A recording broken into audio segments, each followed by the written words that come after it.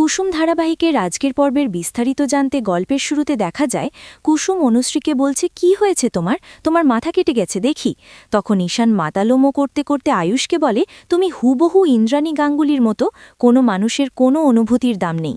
তোমাদের কাছে যে তোদের ভুল প্রমাণ করার চেষ্টা করবে তাদের মুখ বন্ধ করে দিবি।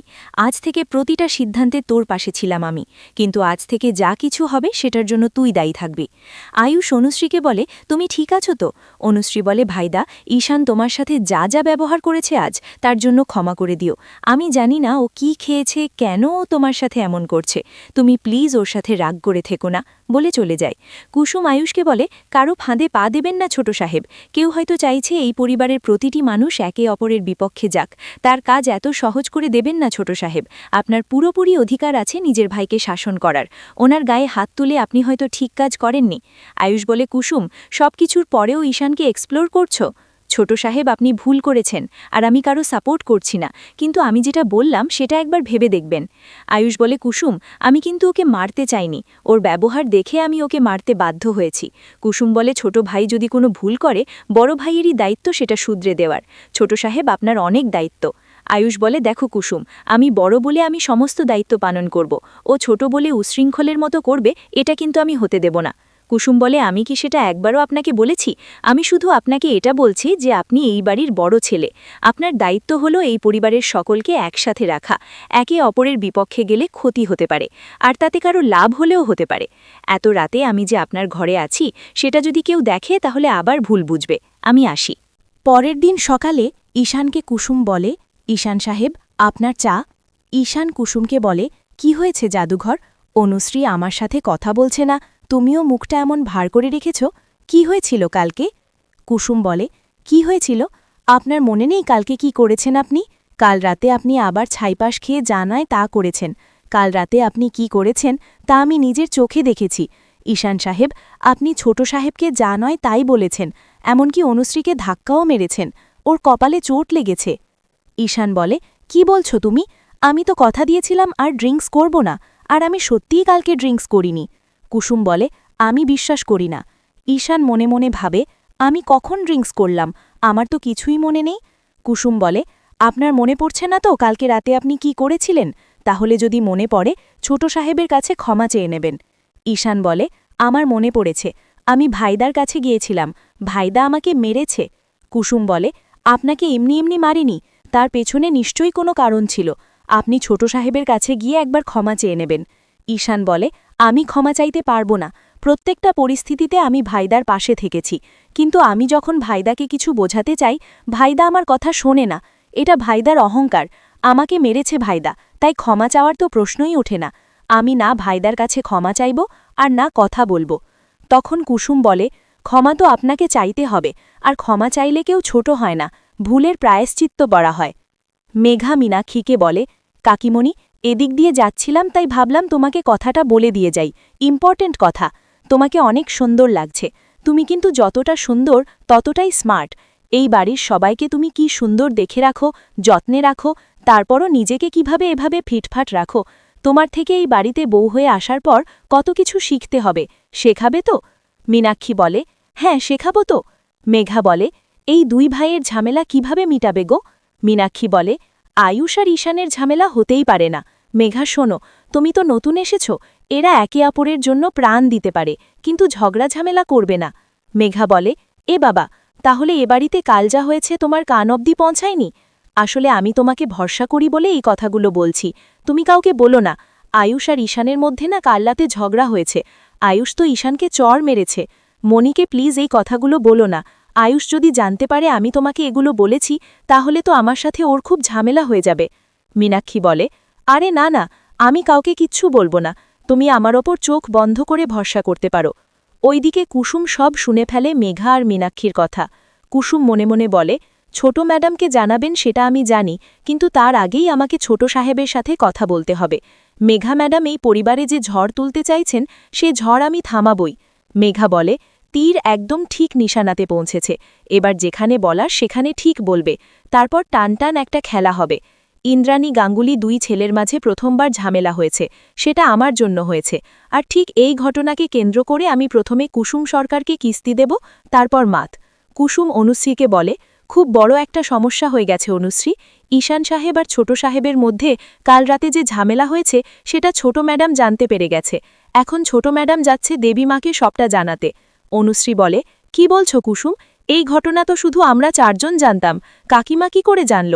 কুসুম মনে মনে বলে, এই পরিবারের সবাই মেঘা ম্যাডামকে বিশ্বাস করে। মেঘা ম্যাডাম ছোট ম্যাডামকে কিভাবে উস্কানি দিয়েছে সেটা এখনই সবাইকে জানানো যাবে না, আমাকে অপেক্ষা করতে হবে। অনুশ্রী, আমি জানি না ছোট ম্যাডাম এ ব্যাপারে কিভাবে জানল, কিন্তু এখন উনি যাচ্ছেন সবটা জানাতে। ছোট ম্যাডাম বুঝতে পারছেন না এই কথা যদি উনি দেবীমাকে বলে তাহলে অনেক বড় ঝামেলা হয়ে যাবে। এখন আমাদেরকে কিছু একটা করতে হবে, এটা আটকাতে হবে। আমাদেরকে ঈশান সাহেব আর ছোট সাহেবকে এটা জানাতে হবে, যাতে ছোট ম্যাডাম কষ্ট না পায় আর এই কথাটা কিছুতেই সামনে না আসে। অনুশ্রী বলে, কিন্তু ভাইদামণিকে কিছুতেই মিথ্যে বলতে পারে না, আর ঈশান যে পরিমাণে রেগে আছে ও তো নিজের রাগ সামলাতে না পেরে সবাইকে সব বলে দেবে। কুসুম বলে, আমার কাছে একটা উপায় আছে, আমি এখনই যাচ্ছি ঈশান সাহেব আর ছোট সাহেবকে সবটা জানাতে। চেষ্টা তো আমাদের করতেই হবে অনুশ্রী, নাহলে কাল রাতের মতো আবার গণ্ডগোল হবে। তুমি এখনই যাও আর ঈশান সাহেবকে সবটা বোঝাও। আর হ্যাঁ অনুশ্রী, কাল রাতে তোমার মাথায় যে চোট পেয়েছ সেটা চুল দিয়ে ঢেকে নাও, কারো নজরে যাতে না পড়ে। ইন্দ্রাণী গাঙ্গুলি সিদ্ধার্থকে বলে, বোর্ড মিটিংয়ের ডিটেলসটা মেঘাকে বলে দিও।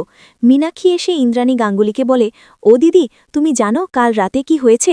2 ভাইয়ের মধ্যে বিরাট ঝামেলা হয়েছে। প্রথমে দুজনের মধ্যেই মুখে মুখে ঝগড়া হয়েছে, তারপর আয়ুষ ঈশানের গায়ে হাত তুলেছে।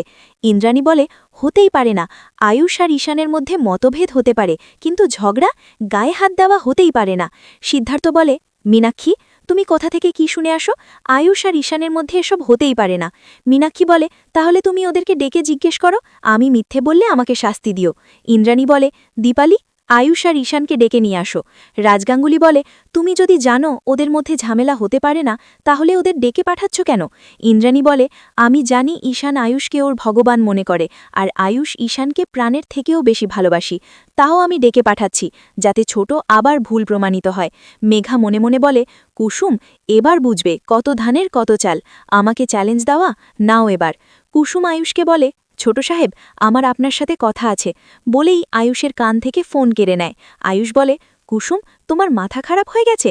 ছোট সাহেব, আমি জানি আমার ভুল হয়ে গেছে, কিন্তু আপনার সাথে কথা বলা আমার খুব জরুরি। আপনার আর ঈশান সাহেবের ঝগড়ার কথা দেবীমা জেনে গেছেন, এখন আপনাদেরকে নিচে ডাকতে পারে। আপনাকে যদি এই ব্যাপারে কিছু বলে, আপনি বলবেন না। আয়ুষ বলে, দেখ কুসুম, মা এই ব্যাপারে কিভাবে জানলো আমি জানি না, কিন্তু মা যদি আমাকে জিজ্ঞেস করে আমি সত্যি কথাই বলবো, কারণ ঈশানের কড়া শাসন প্রয়োজন।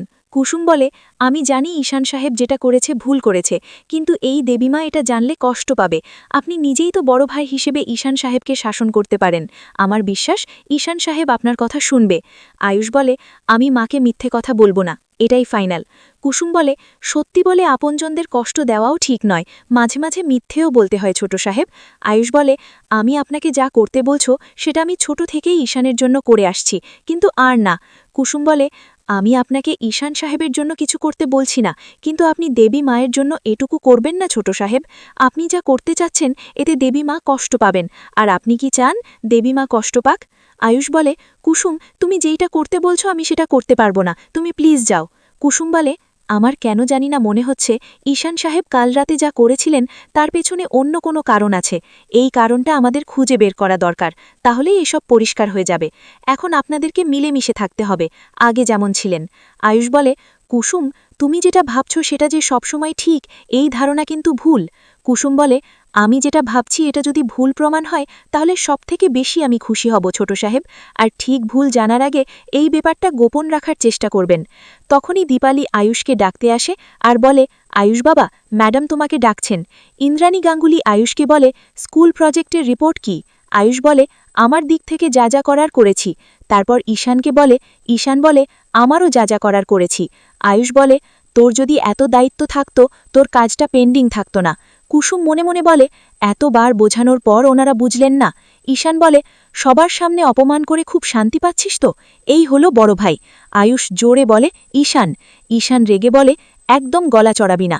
রাজগাঙ্গুলি বলে, ঈশান, আয়ুষ, তোমরা একে অপরের সাথে কি ব্যবহার করছো? মীনাক্ষী ইন্দ্রাণীকে বলে, হলো তো দিদি, এবার কি বলবে বলো? ইন্দ্রাণী বলে, বাচ্চাদের মতো তোমরা ঝগড়া করছো, আমার চোখে আমি বিশ্বাস করতে পারছি না। আয়ুষ। মেঘা মনে মনে বলে, এক এক করে এই বাড়িতে যা যা ঘটবে, যার একটাও আপনারা বিশ্বাস করতে পারবেন না। মেঘা আর দেবলীনা মিলে আপনাদের এমন খেলা দেখাবে যে তাক লেগে যাবে। আয়ুষ বলে, মা, আমি ঝগড়া করছি না, আমি শুধু ঈশানের ফ্যাক্টগুলো বলছিলাম। ঈশান বলে, তোর কি মনে হচ্ছে আমি ঝগড়া করছি? বাহ বাহ। রাজগাঙ্গুলি বলে, তোমরা ঝগড়া বন্ধ করো, এই ঝগড়া আমার ভালো লাগছে না। তোমাদের মনের মধ্যে যা আছে দুজনে স্পষ্ট করে বলো। ইন্দ্রাণী মনে মনে ভাবছে, কিছু তো একটা গণ্ডগোল আছে, আমি ওদের মা, ওদের নারী নক্ষত্র সব চিনি। কুসুম মনে মনে বলে, সব ঠিক করে দাও ঠাকুর, মেঘা ম্যাডাম যদি অন্যায় করে থাকে তাহলে তুমি ওনাকে জিতিয়েও দিও না। ঈশান বলে, মা, কাল রাতে আমি ওকে একটা কথা বলতে চেয়েছিলাম, ও আমার কথা শোনা তো দূর, আমার কথা শুনলই না। মা, আমি কি ফেল না? আমি কি ওর ভালো চাই না? ইন্দ্রাণী বলে, কি বুঝাতে গিয়েছিলে? ঈশান বলে, মা, আমি ভাইদাকে এটাই বোঝাতে গিয়েছিলাম যে মেঘা ভাইদার জন্য ঠিক না। আমি আর জাদুঘর এটার প্রমাণ, মা, বিশ্বাস কর, ভাইদা মেঘার সাথে ভালো থাকবে না। তখনই ইন্দ্রাণী চিৎকার করে বলে, ঈশান, পরবর্তী আপডেট সবার আগে পেতে চ্যানেলটি সাবস্ক্রাইব করুন।